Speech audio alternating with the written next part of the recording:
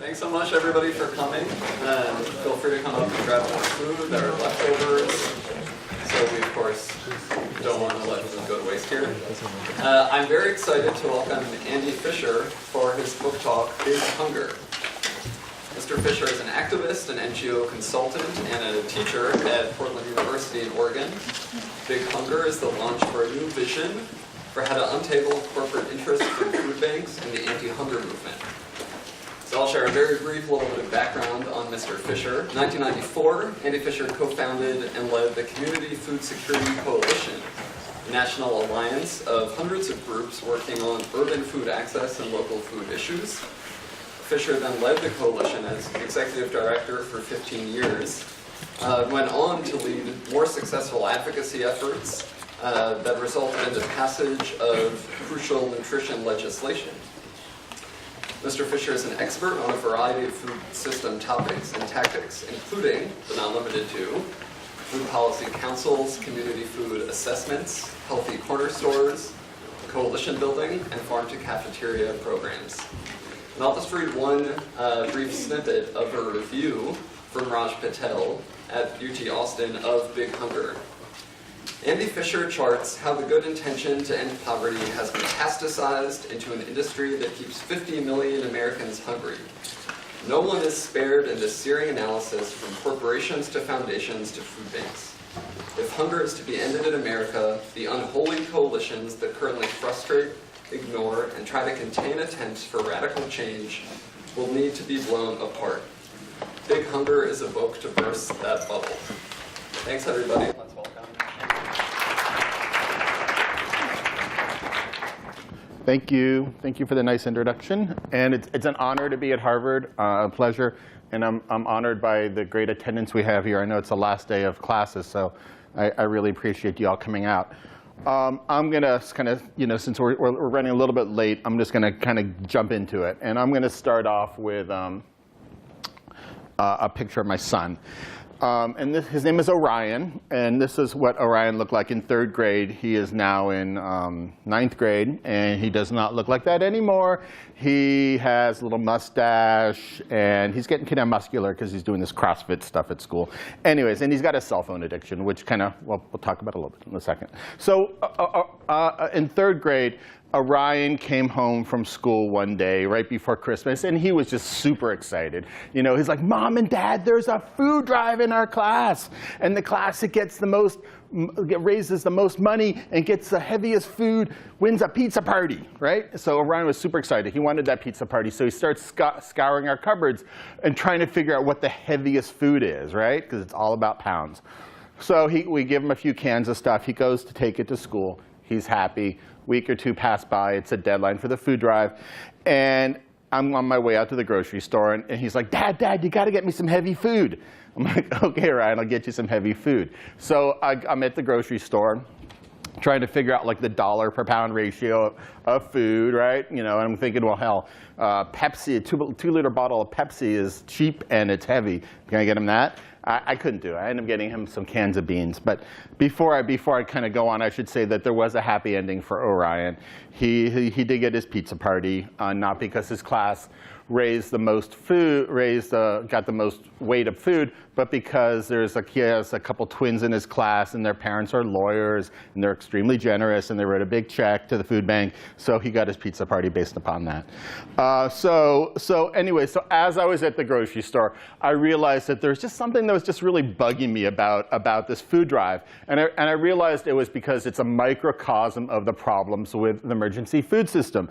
It's all about weight. It's all about the pounds. Food banks typically measure their success by the weight of the food that they distribute and the number of people that they serve. The heavier the food, the better. The more pounds they distribute, the more they appear to be successful. And they're on a growth curve.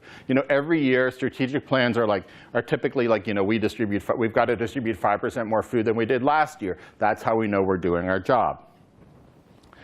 But pounds distributed and people served are not outcome measures. They're outputs, right? They don't assess impact. And this is kind of gets beyond kind of the wonky logic model kind of stuff. But to me, it really cuts at the very core of the emergency food system. Food is the solution to hunger only in the most illusory and temporary of ways. It doesn't resolve the underlying problems that lead people to be food insecure in the first place. Just because you give away a bag of food today, yeah, you're going to end hunger for today and maybe tomorrow, but it doesn't address the underlying causes that led the individual to be in that unfortunate situation.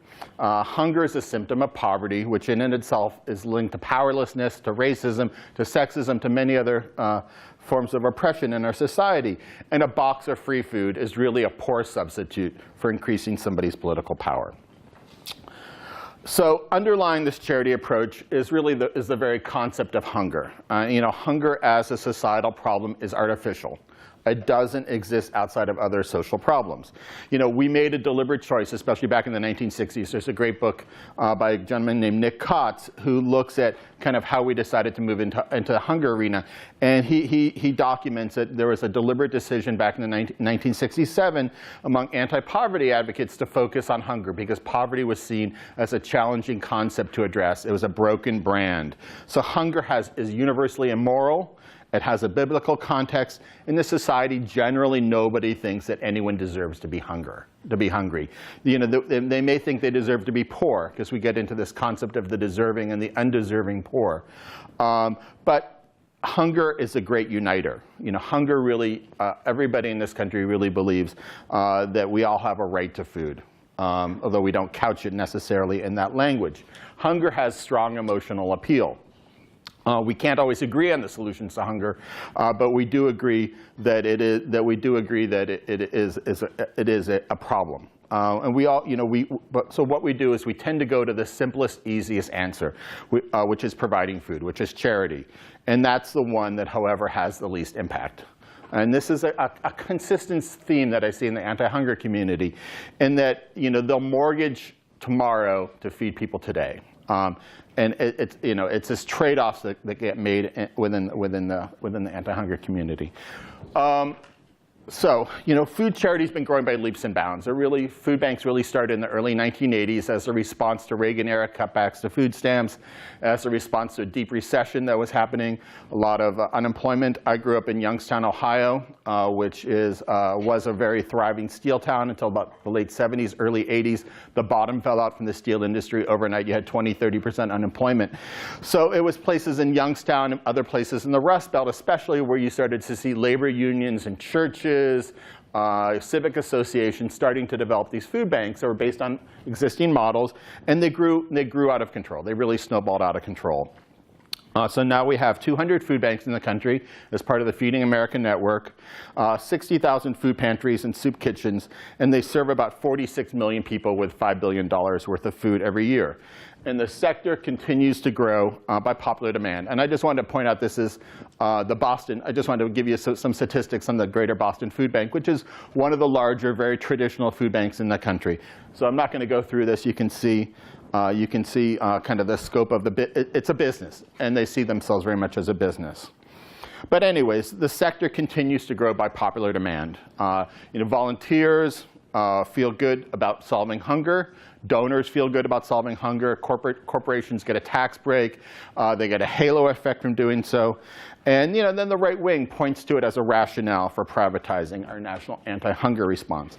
I just went into Google and picked off some images off of Google search, just kind of give you a sense of how popular anti-hunger efforts are. Virtually every sector of our society does it.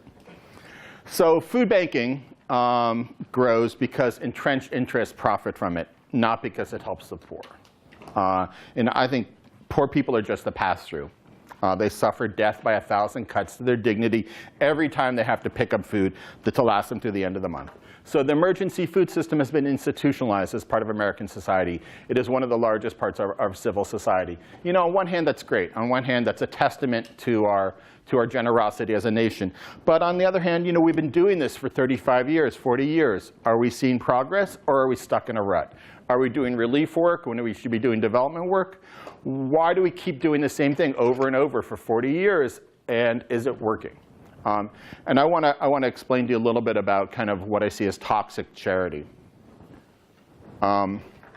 So, as part of this research, I had never volunteered at a food pantry before. So I decided I really needed to do that as part of my research for my book.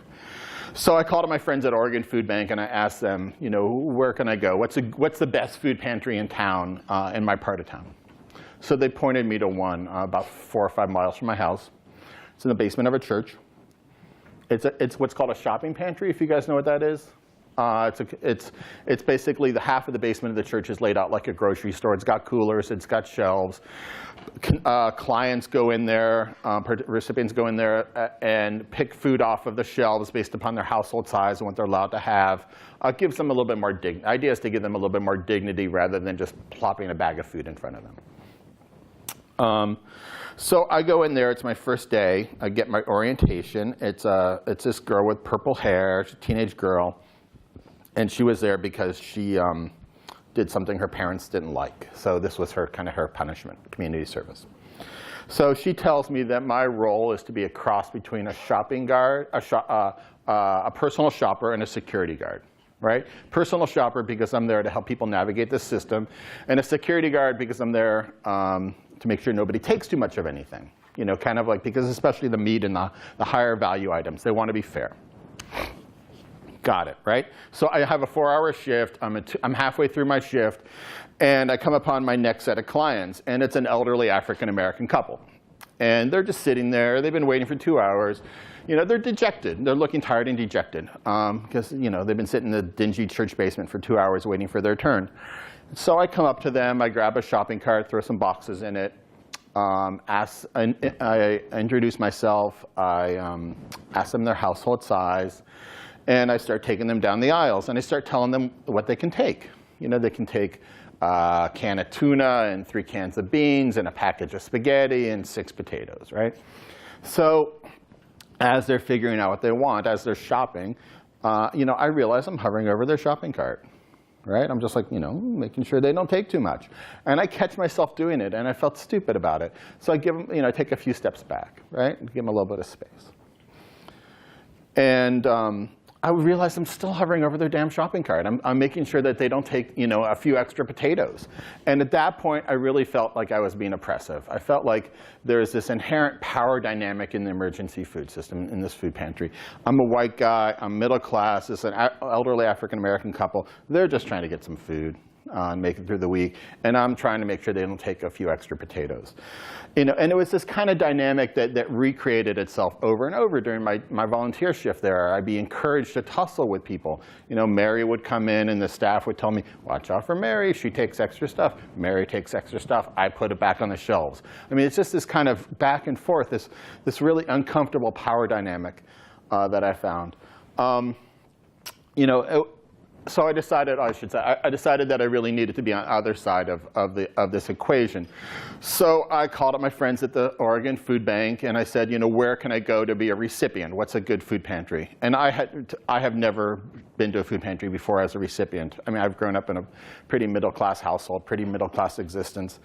Never had to rely on food pantries to make a go of it. So they pointed me to another food pantry. It was in a church on the other side of town. I go over there. And I'm waiting for the doors to open. I'm in the parking lot of the church waiting for the doors to open. And I ran into somebody I know. I'm like, oh, fuck. And it was this guy I know, Charles. And Charles is somebody I know from the Food Policy Council. And so I didn't want Charles to rat me out. I didn't want him to go, because I was going undercover. I was like, I really wasn't supposed to be there. I didn't meet income qualifications. I didn't want Charles to come up to me and go, hey, Andy, what are you doing here? You're writing a book, right? And so I was like, no. So I tried to get Charles to come over to the side of the building with me. I called him over. And before I can even tell him why, what I wanted to say, Charles was like, Andy, it's OK. Don't worry about it. I had some people living in my house. They ate up all my food. And I have to come here sometimes. It's how I make, a go of it. It's all right. Don't worry. There's no shame in it. And so what Charles was trying to do was kind of allay that stigma that comes with having to rely on a food pantry. I wasn't tracking that at all. But that was his reality, and that's what he was trying to communicate to me. So this isn't, I'm not the only one who has these experiences. As I talk around the country, I keep hearing people nodding, I keep seeing people nodding their head and telling me that. But I wanted to put on a 30-second PSA from Feeding America, which is the country's food banking hub. And it's about 4 years old. I want you to take a look in this PSA and look who has wings and who doesn't have wings, and what does that mean?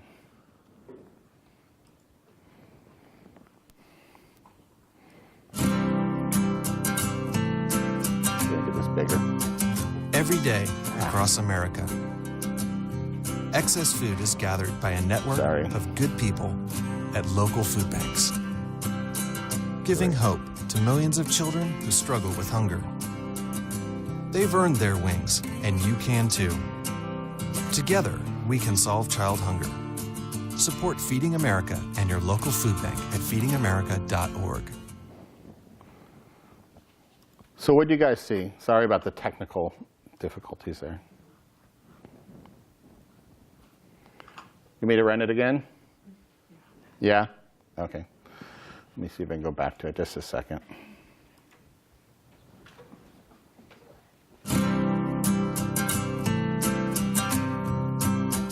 Every day across America, excess food is gathered by a network of good people at local food banks, giving hope to millions of children who struggle with hunger. They've earned their wings, and you can too. Together, we can solve child hunger. Support Feeding America and your local food bank at feedingamerica.org. OK, so what do you guys see in terms of who has wings and who doesn't? Back. The people who are working at the food bank. Right. The volunteers, the staff. And how about the clients? What is that? What do you see now? What's your interpretation of that? There's also the language of the people who are donating are the good people, which then raises the question, well, what about the people who are using it? Right. But it's the wings are, the sort of the really positive people are the people who are able to give, not needing. Right. I mean, it's cool. Go ahead. And you can use the children in order to make yourself have wings and be a special person. That's a great point. Right. It's childhood hunger. It's not, the hunger of the bum down the street, right? Exactly. And the clients feel like an afterthought to the whole thing, to me at least. Like, if even just like time-wise, the volunteers are taking the vast majority of the short video. Right. It's like a one-sided interaction. So like the people who are having wings, it's like it's as someone who has done a lot of work in underserved communities, it seems rather colonial. The way the wings and that association. Yeah, that's a great analogy. I like that.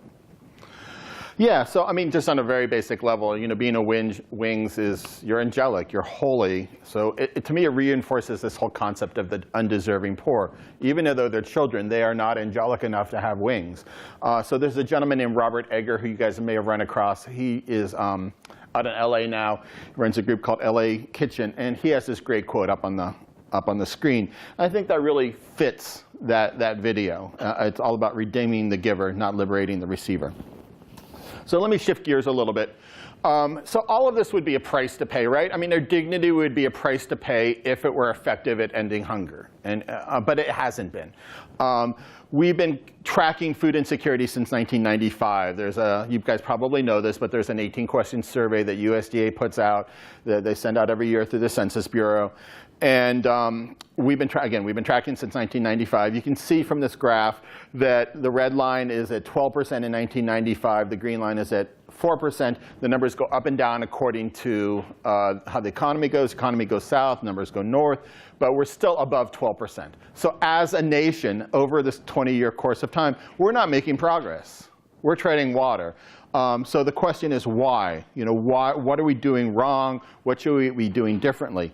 And if you start talking to economists, what you find out is that the answer is wages.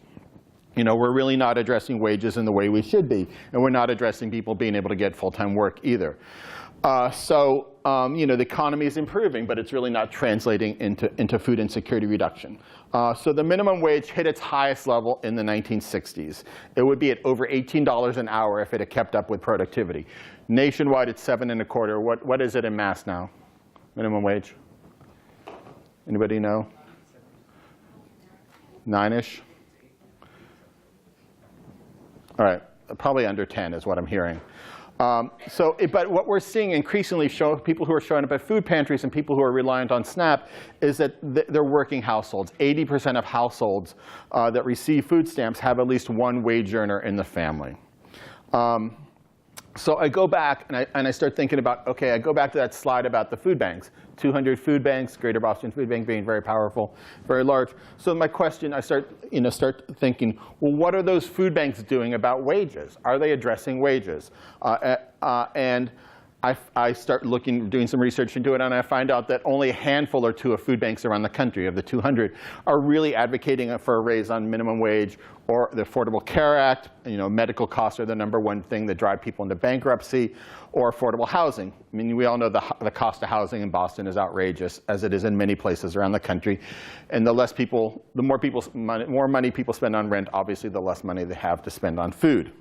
And I find that the food banks stay in what I call a nutrition safety zone. They don't go down into issues that are controversial, like tax policy, like minimum wage, like immigration. They stay focused on food programs, on nutrition programs, which are generally a place where they can avoid controversy, where they don't alienate their donors, where they don't alienate their board members. So I start talking to my friends in the food banking community, and I ask them, what are you guys doing on wages? You guys know this is an issue. And they go, yeah, we know it's an issue, right? We know this is a solution to the problem. But we can't. We want to. We want to work on more upstream issues, on more upstream policies, but we can't because our boards won't let us. When we take these issues to our executive director, he or she says no. We take it to the board. They say no, we can't do this because a lot of them come from the corporate sector. A lot of them come from the grocery sector, which are very sensitive to labor price increases. And the last thing they want is the food bank advocating for things that are going to increase their cost of business and reduce their profitability. So I grab my son, who's got that cell phone addiction, and you can't stop him from looking at the computer. And we go through every single food bank website in the country. And we find out of 200 food banks, we're able to get employment affiliation data on 157 of them, and find out where the food bank board members work. And we find that 22% of them work for a Fortune 1000 company or its equivalent, private sector equivalent. We find that only 0.08%, only 2 people around the country, 2 out of 2,500 board members work for a labor union. So they're much more linked into corporate sector than they are into labor. These are the companies that have the largest number of their employees on food bank boards. Here's another way to cut it. You can kind of see that about half of food bank board members come from private sector. The other half are coming from universities and churches and state or retired and no affiliation, and professional means that they're architects or lawyers or accountants or the like. So just anecdotally, there's no way there was no way for me to kind of identify this in looking at these websites, but anecdotally, I know that very few board members for food banks are clients. There are very few folks who are food insecure. So they're not getting pulled in. They're not representing. They're not getting pulled into that sector. They're not getting pulled into that audience. And then also just looking at these websites, you can see that there's they often have the smiling faces of their individuals on the website, and you can see that there's very little racial and ethnic diversity on it. So it tends to be folks who are white and upper middle class. So the point here is that food banks have become big business, and big business profits from anti-hunger efforts. And I'm just going to give you a quick example of what I mean by that. So Walmart is the easiest example of this. So Walmart, as you all know, Walmart pays its employees, has a giant PR problem because of its low wages and its poor labor practices. It's been kept out of places like Boston because of that. And Walmart acknowledges that it's losing $80 to $100 billion worth of sales because it's being kept out of Boston and Chicago and Seattle, et cetera, et cetera. So what it does is it starts dumping millions of dollars into its foundation. In 2010, it made a commitment of $2 billion into the anti-hunger sector, donations of food and cash, primarily cash. You can see that I don't have that slide up here, but it more than met that commitment over a 5-year period. But Walmart, on one hand, it's great to see that Walmart's putting that money into the community. On another hand, Walmart is gaming the system. And let me explain to you what I mean by that. So Walmart pays sub-living wages, right? Now it's $9 to $10 an hour. Walmart is a single. Walmart then uses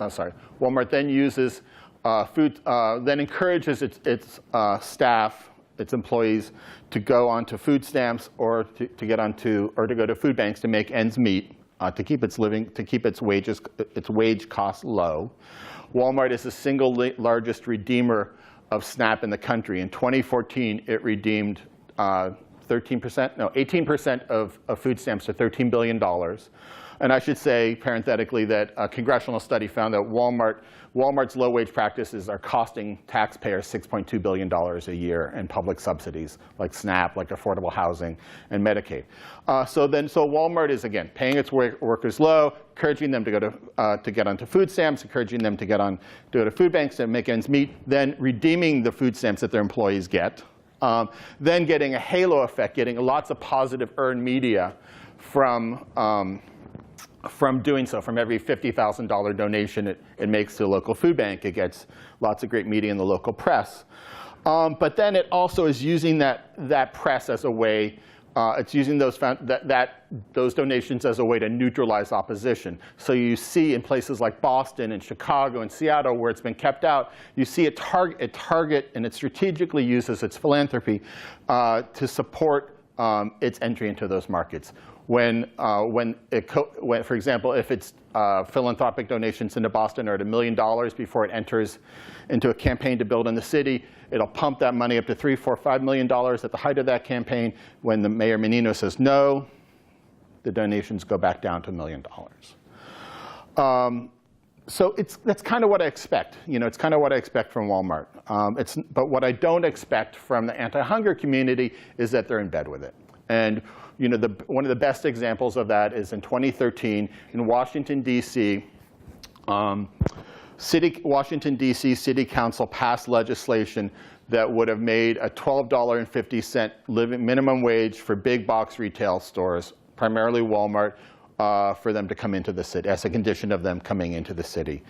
City Council passed it. The mayor vetoed it.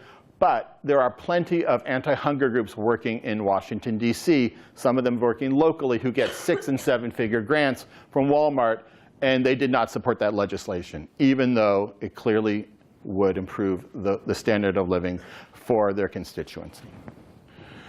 And it's not, I am picking on Walmart, I'm picking on Feed America.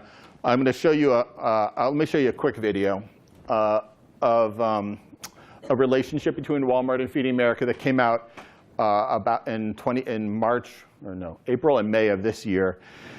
It's an advertising campaign. It's a cause marketing partnership between Walmart, Feeding America, these manufacturers. It's one of those things where, if you buy a can of soup, 2 cents will go to Feeding America. So I'm going to pull up this so it wouldn't show up. So what I want you to do is to pay attention to the types of foods that are being promoted in this, and then we can talk about it. What would you do if I sang out of tune? Would you stand up and walk out on? Oh, baby, all I need is my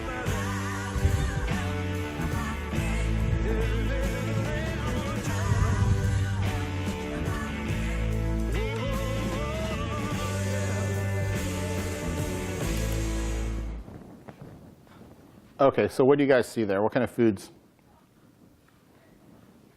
What did you say? Pop-Tarts, yeah. Cheerios. It's all either no longer there wasn't a single fresh fruit or vegetable or meat or dairy product. Right. Entire ad. No, because those aren't the products that are being promoted, right? So it's highly processed foods. So here's my question, and I don't have a clear answer to this. My question is, we're in the middle of a diabetes and obesity epidemic, right? These are foods that are known to promote both. Why is it okay? Is it okay for a company or for an organization like Feeding America? Is it ethical to raise money to feed the poor by promoting unhealthy foods? Is that an ethical practice? And I don't think there's any clear answers on that. But that is really my question. And I'm picking, like I said, I'm picking on Feeding America, but there's lots of other groups that are moving in this space in what I call a hunger industrial complex, where there are few incentives to end hunger. Because it's profitable for everybody. FRAC is the main anti-hunger group and the main anti-hunger lobbying organization in the country. Out of Food Research Action Center, they hold a gala every year. This is their program from this year's gala. You can see some of the supporters: Pepsi, Coke, I don't think they have Dr. Pepper this year, but the National Bakers Association, et cetera, et cetera. American Beverage Association. This is one example. There's lots of other examples out there of groups that are funding nutrition service corps with Pepsi money. So the ties are tight, but the ties aren't just at the charity level. The ties are also within federal food programs. We have $85 billion worth of federal food programs in this country: SNAP, WIC, et cetera, et cetera. Here's a few of them. And those expenditures are based on overriding considerations of efficiency, of convenience, and low price. And they put the federal government in this tightly knit partnership with a highly industrialized and economically concentrated food system. And in doing so, the government bolsters a system whose negative impacts on rural communities, family farmers, public health, and the environment are well known. So our nation's food assistance programs are an accomplice in this vicious cycle, and they're born and bred of the necessity for cheap food. They've been designed to fit into the structure of the nation's industrial food system, and they place few demands on changing the way food is produced, distributed, or sold. They just reinforce the ills of the marketplace rather than seek to transform them. And they're huge. I mean, SNAP and WIC are one in every $10 spent in groceries. So what I argue is that those tens of billions of dollars that are spent on federal food programs, or even a modest portion of them, could go a long way to create a more sustainable and equitable food system that doesn't leave a trail of collateral damage to labor, to farmers, and to communities. And there's just two. I'm going to go through this a little bit quickly because I know we're running out of time and I'm kind of droning on. But there's two things I want to point at theoretically, where I think this is a good framework for this. Kevin Morgan is a professor out of Cardiff University in Wales, and he writes a lot about public procurement, about the power of the public plate, and how we can use public procurement as a tool for creating a better food system. And he says that our public purchasing should be oriented toward getting food, getting values for our money in the broadest sense, and not just value for our money in the narrow sense. So to me, this idea of the power of the public plate is really a great framework for how USDA could use its programs to lead the marketplace towards providing multiple benefits to communities and the environment and society, rather than just focusing on cheap food. And that theory is also grounded in a growing body of evidence that's showing that local economies that are based on small and medium-sized businesses have numerous advantages. There's great research coming out of the Federal Reserve Bank, that's been published here at Harvard, the Harvard Business Review. Penn State University's done some great research. And they're all pointing to the fact that locally owned businesses tend to spend more money in the community. They tend to spend money in a way that reduces poverty, that fills tax coffers, and that increases income per capita. And they do it better than big companies. So if that's the case, wouldn't it be better use of our money to reduce poverty in the first place through federal food programs, rather than giving the money to Tyson and Cargill and ConAgra and Walmart and Kraft? The other kind of theoretical part of this, actually, I don't have it now. It's the next. The other theoretical part of this. Well, let me go to this first, I should say. So I think it's important to realize that there's parallels between international and domestic food aid. In the U.S., we generally don't provide cash to a nation that is having a famine, for example. We provide them grain. So we'll ship grain from the U.S. on U.S. ships. It's called tide. That mechanism is called tide aid. It's not just cash. It's very similar to what we do with our domestic food programs, where we don't provide cash, but we essentially provide a debit card or a voucher that supports the food industry. So if you think of SNAP as tide aid, that it's linked aid to benefiting the food industry rather than cash per se, I think there's a lot of parallels in that realm. So moving on, moving to kind of think in the international development realm, there's been, the entire world is moving towards cash rather than grains, because they realize it has inherent advantages in stimulating the local economy. So Raymond Hopkins wrote 30-odd years ago, he laid out the theory behind that approach. It's called a local regional procurement approach. And he wrote that if poverty is the cause of hunger, then development, not food donations, should be the appropriate response. He says, emphasizing development rather than nutrition as a principle entails looking at the investment prospects and returns from a food resource. In other words, we need our food dollars to be serving dual purposes, to feed the hungry as well as to stimulate the conditions that reduce hunger in the first place. So I'm not going to go through all of, I had a couple of examples. I'm going to go through just probably just one. I just want to talk about one of them because I think that's the clearest example of this, and then I will wrap it up. There's a program called FDPIR, Food Distribution Program on Indian Reservations.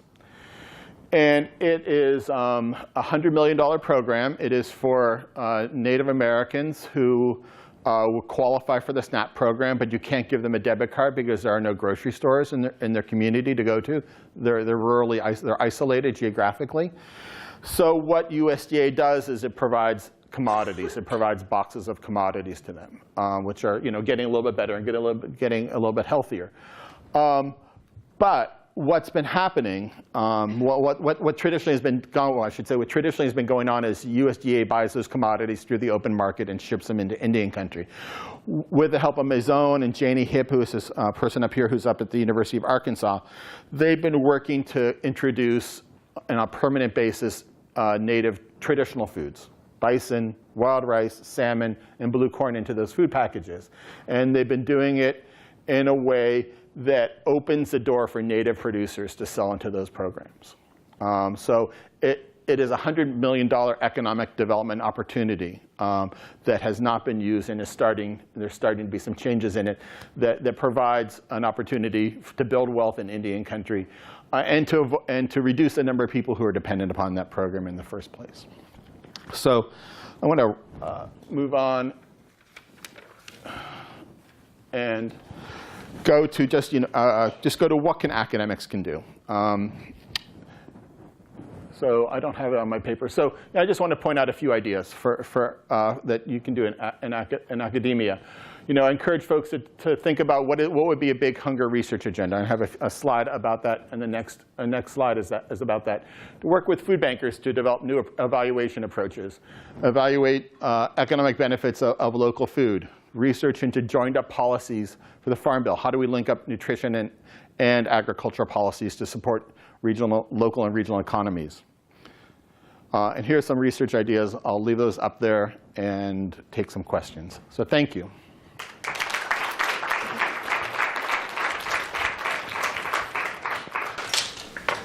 I'm just going to ask, if someone asks a question, we're just going to hand you the mic so we can get it on the recording.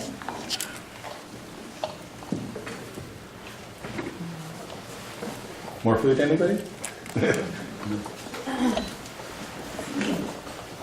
I have so many questions, but I'll start with one I think other people maybe are thinking, because you gave us a lot of information, really good information. But so one question is just in terms of SNAP, it sounds like maybe your prescription would be to make the dollars that go to people more fungible, so they can use just cash assistance they can use for whatever they want. So I'm curious your thoughts on proposals to restrict more the dollars spent on SNAP or school meals or things like that, or do you think the better answer is to say, we actually just need to get people into higher paying jobs, and to the extent that maybe they need that Band-Aid, that it's more just cash assistance? Yeah, that's a lot to get into. You know, the anti-hunger community would say cash assistance is superior to a voucher, a debit card, because it confers more dignity on the recipient that they can make a good decision on how to spend their money. I agree with that. I think the problem that they would say, and what I would say, is that it's politically not expedient to do that, because you're just going to delink it from the support that the food industry has provided to the program, and it would just set up. It would become couched as welfare in people's minds and set itself up for reductions at the congressional level. In terms of the kind of the whole restriction element, you know, I write a chapter about this, and kind of whether, you know, about the whole soda argument, whether soda should continue to be within the SNAP program or not. You know, I'm mixed on it. I do see SNAP should be a stronger public health program, and I think we should be thinking about. I think it's ultimately. I think that question of restrictions is kind of the wrong question. The question should be, as I kind of tried to point out, is that how can SNAP with its $70 billion change what's in the marketplace, rather than just having people choose from a flawed market?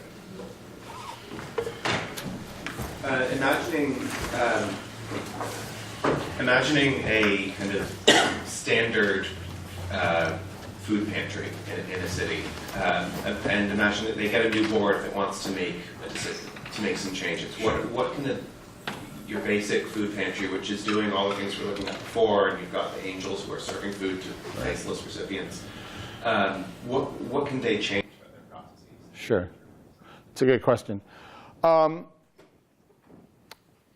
I think the first thing is thinking about how they measure their success. What are their indicators?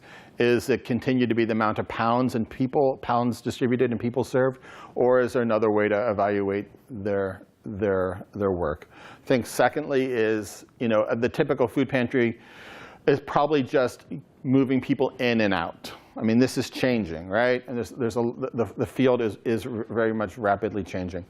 But how can they provide wraparound services? How can they point people to, in England they call it signposting. How can they signpost people to social services and human services that address their broad needs, rather than just giving them a bag of food and having them leave?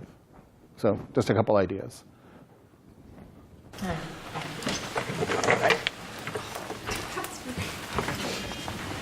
Thanks. Hi, thank you so much. What is the relationship between health insurance and all of this?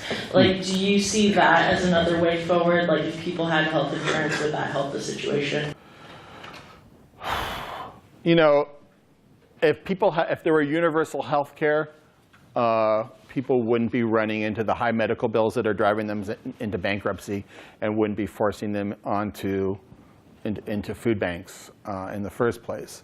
So I think, you know, our healthcare system is broken in many ways, and is a major cause of food insecurity.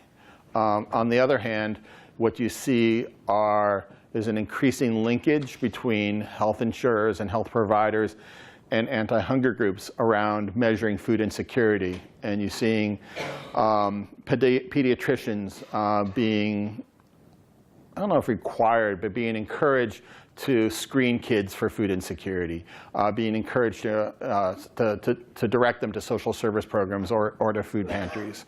And you see an increasing recognition within the health community of the costs of food insecurity. Bread for the World did a great study I think a year or two ago, that talked about the health costs of food insecurity being $100 billion, $150 billion, something outrageous like that. So I think as with the Affordable Care Act and taking payment away from kind of a pay per service model to almost like a prevention model, you're seeing the health community, the public health community, being encouraged to think more broadly about the economic impacts of food insecurity on their services and on themselves. Thank you so much. So I guess in the past few years, we've seen a shift towards more and more online grocery retail. And the USDA just had that pilot project to enable SNAP benefits to be used online. And so if that's successful and Amazon starts accepting SNAP, I guess what do you think of that trend or that potential change, and how do you think that would affect some of the power dynamics that you discussed in your presentation? That's a good question. Well, Amazon is still tiny in terms of SNAP and in terms of food sales. I do support, I haven't thought about it really deeply, but I do support online sales. It's something that came up in conversations that I've had a few years ago with recipients and with anti-hunger groups. It would begin to address the whole issue of food deserts. So I think that has some interesting consequences and perhaps some interesting value. I don't know. I think that the broader question is around with Amazon. I think if the question is about Amazon coming into the food space, I think there's a lot of concern about what the impact on that is going to be on grocery store labor, just as it has been with Walmart, as it's been driving down wages and driving down benefits. So if we're moving towards a greater consolidation in the grocery industry, it potentially puts labor at a disadvantage and potentially will drive down wages. Sure. Hi, thank you. As I understand from the presentation, you're critiquing the food banking, the anti-hunger, but particularly food banking and food Hunger-Free America, wrong organization, Feeding America, in its relationship with the food industry. But if that relationship breaks down, so if Feeding America and food pantries say, okay, we're not going to take food from you, the question then becomes, where will that food come from? And I would push that a little bit further. Given the way SNAP is structured right now, households are maybe 20, 21 days, up to maybe 25 days of food off of SNAP. And so the question is, who or what fills that gap? And I'm not questioning whether or not there is a problem. Yeah. I think there is. But my question is, if this critique goes further, what happens? Right. Now, those are all great points. First of all, I certainly don't advocate for the elimination of the emergency food system tomorrow. I think that we need to bend down the growth curve. We've been on a growth curve for the past 35 years. We need to stop making strategic plans for growth and start making strategic plans for decline and for putting the sector, if not out of business, to a much smaller scale than it is by 2037, for example, in 20 years. So, to me, the question is, how do food banks allocate their resources? If they're, how can they reallocate those resources towards community development, towards community organizing, towards policy advocacy that shortens the line? There's this model within food banks, this kind of dichotomy in food banks called either feed the need, you have so many people show up at your door, you feed them all, or you try to shorten the line. You try to reduce the number of people who are poor in the first place. And I think they need to move more resources into shortening the line so that over the next decade or two, they don't need as much food as to be distributing as much food as they do. On the other hand, addressing your first question, just a quick anecdote. The Capillary Food Bank has done a great job of reducing the amount of junk food in its stream. There was a great article that came out in NPR, talked about 84% of the junk food at the Capillary Food Bank used to distribute is no longer going through that. It's banned soda, it's banned sheet cake. So great, that's wonderful, right? Fantastic. But I was in Baltimore last month, or in October, and I was talking to folks there, and I found out that the food that wasn't going to the Capillary Food Bank was going to the Maryland Food Bank. So what doesn't go to DC goes to Baltimore. Is that good? No. So then I was speaking to folks at Feeding America about this, and I was asking, why don't you work globally and encourage those companies not to be donating to you anymore? Why can't you ban soda throughout the whole system? It's not healthy. They won't go down that path. The path they'll go down is admirable. I mean, they're trying to increase the amount of produce in their stream, which is great, which is wonderful. But there's a power dynamic that they're not willing to cross with telling Pepsi and Coke and whomever else that they don't want to take those tractor truckload full of soda and other junk foods. So I should mention, I brought some books if anybody's interested. Half price sale, $15. We're at 1 o'clock, so I just want to check. I know people have to leave, so I don't want to. Yeah, I'm happy to hang out and talk. Let's do that. So that sounds I know people have to run and study. I'm so glad we had such a good turnout. Thank you all. Thank you.